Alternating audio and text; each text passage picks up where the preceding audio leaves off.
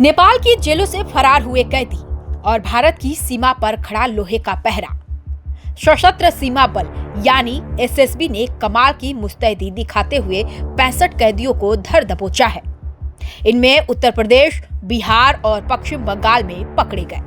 ये वही कैदी हैं जो नेपाल से भड़के भ्रष्टाचार विरोधी प्रदर्शनों के बीच जेल की दीवारें तोड़कर भाग निकले थे।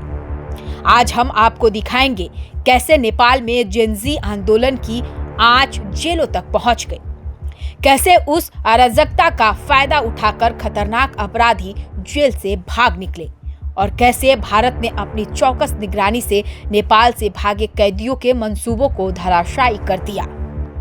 सबसे बड़ी कार्रवाई उत्तर प्रदेश में हुई। सिद्धार्थनगर की सीमा पर एसएसबी ने 22 कैदियों को पकड़ा।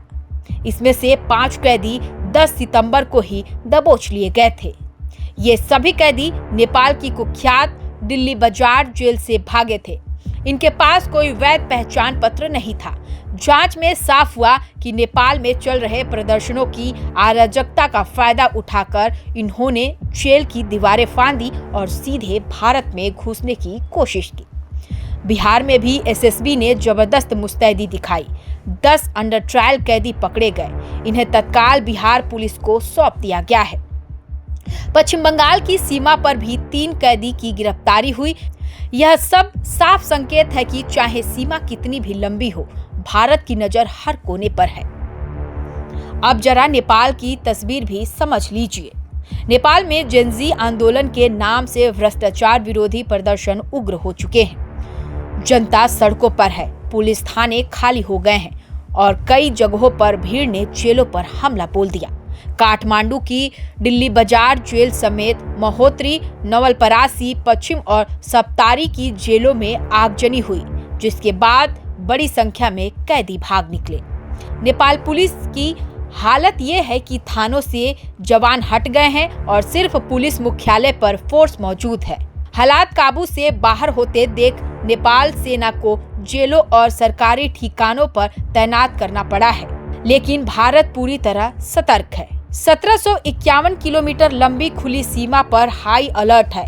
सभी 26 व्यापार मार्ग, 15 यातायात मार्ग, 6 इंटीग्रेटेड चेक पोस्ट और 11 सीमा चौकियों पर एसएसबी तैनात है। इतना ही नहीं, सीमावर्ती जिलों में फ्लैग मार्च किया जा रहा है। महिला कर्मियों की तैनाती बढ़ाई गई है ताकि हर आपात स्थिति में निपटा जा सके। खुफिया इकाई गांव-गांव जाकर निगरानी कर रही है और एसएसबी की साइबर विंग सोशल मीडिया पर फैल रही अफवाहों और गलत सूचनाओं पर पैनी नजर रखे हुए हैं।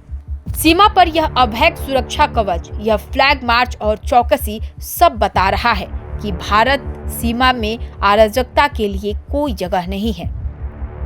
नेपाल की सड़कों पर भले ही विरोध की आग जल रही हो, जेलों की दीवारें टूट रही हो, लेकिन भारत की सीमा पर हर इंच की हिफाजत एसएसबी कर रही है।